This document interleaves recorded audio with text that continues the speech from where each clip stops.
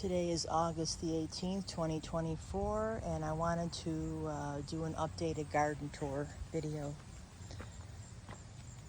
These are some really pretty gladioles that I planted, a few this year and some last year. Real pretty white. This is my favorite right here, the beautiful pink. And this is my endless summer hydrangea.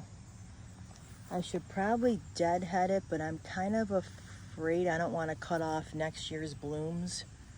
But I could try to deadhead a few of them and I'll see what happens. And my hanging geraniums, which are doing pretty good.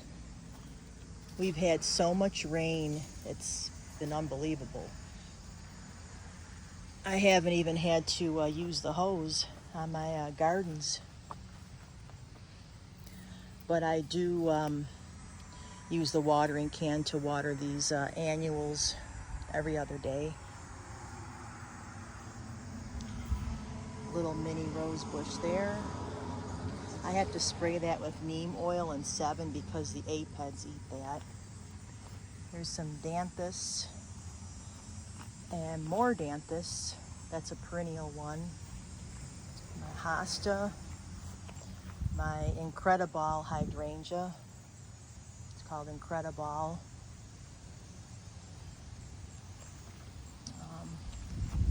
More hostas there.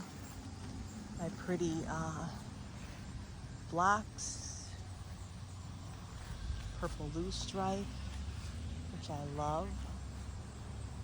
My purple cones, black-eyed Susan. One day left. And my Annabelle hydrangea.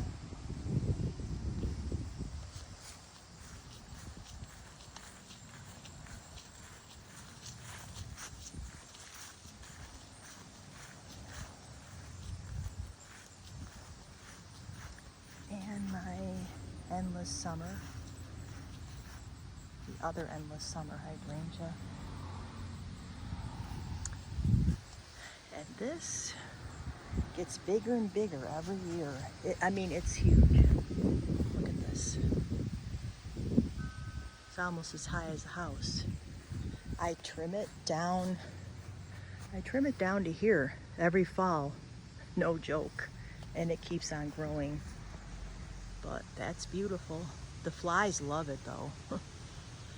And early summer, it's like a light green, and then it goes to white, which that's still white up there, and then it fades to a pretty color pink.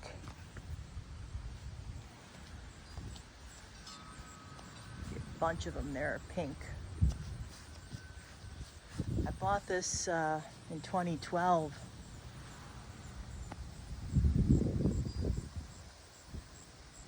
I love it. Purple loosestrife. I heard they're invasive, but I don't really mind. And there's my sedum. That's going to be turning pink. Yeah, it's turning pink. I kind of want my garden to be more native and wild, you know. And this, I'm so proud of. This right here, this geranium is 2 years old. Well, actually, it's from last year. This is its second year. I brought it in during the winter, and I wintered it, and it bloomed slightly in the winter, but it was, doormat, and it's doing amazing. So I'm going to try to bring in my other geraniums over there over the winter as well and see how they do. One of my knockout rose bushes. This is pink and red I planted together. This I had to spray with neem oil too because the aphids eat it, and the Japanese beetles. The same with this one I spray. But look at, that one's dead in there. Look at all these roses, yellow. So many buds, oh my gosh. Now this, believe it or not, was a little mini one I planted in 2015. It's 9 years old. see a touch of pink in here. Wow.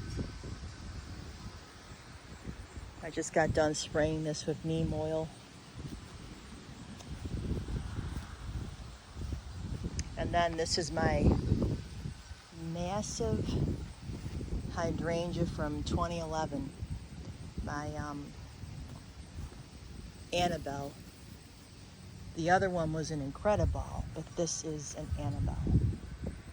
She even reaches way over there. I mean, she's huge.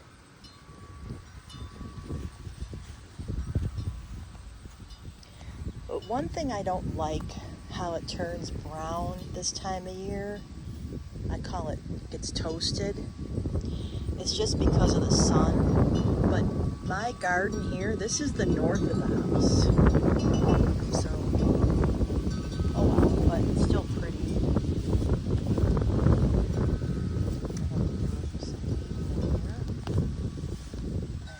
And, okay, this is the rest of it. Now, big difference in the color. Over here, where there's more shade by the front door, you can see they're pretty lime green. I love the lime green. And then I have my annuals, my petunias. The lime green, to me, is the best. It's better than, look how big this is one flower.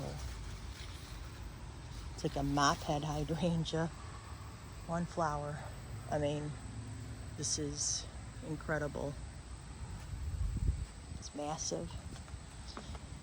And I'm gonna show you guys my Rosa Sharon. I don't wanna get too close because they're covered in bees, but I love them. This I made into a tree. You just trim the branches and just make it into a tree. Trim the branches that are on the side there. And I had this pesky vine that keeps wrapping around. Oh well. I pull it out, but there's really nothing more I could do. And this is a variety of color. This is the backyard. I mean, it's just massive. All my Rosa Sharon. I have some white in there. I have pinks, purples.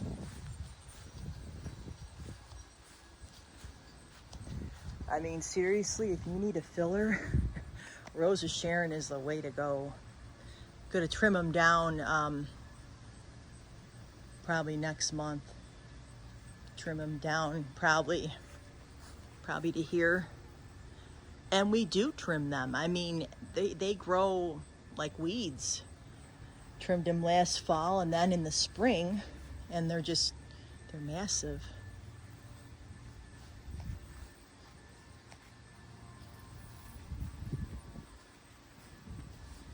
And I don't spray the grass because I don't like all those chemicals. Here,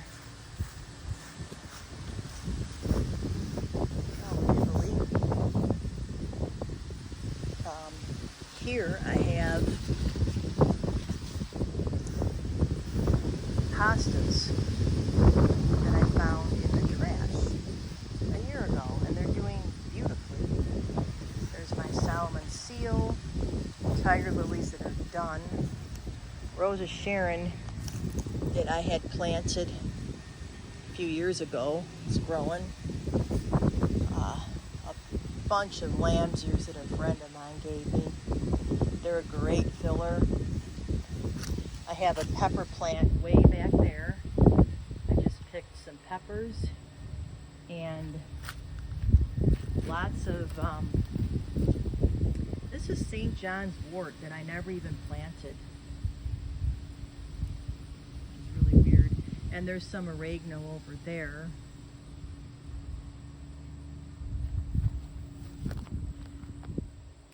Big tomatoes, but the problem is something is eating my large tomatoes, probably a deer.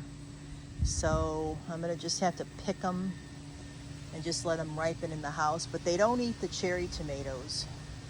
I love the cherry tomatoes. I have so many of them. They remind me of clusters of grapes.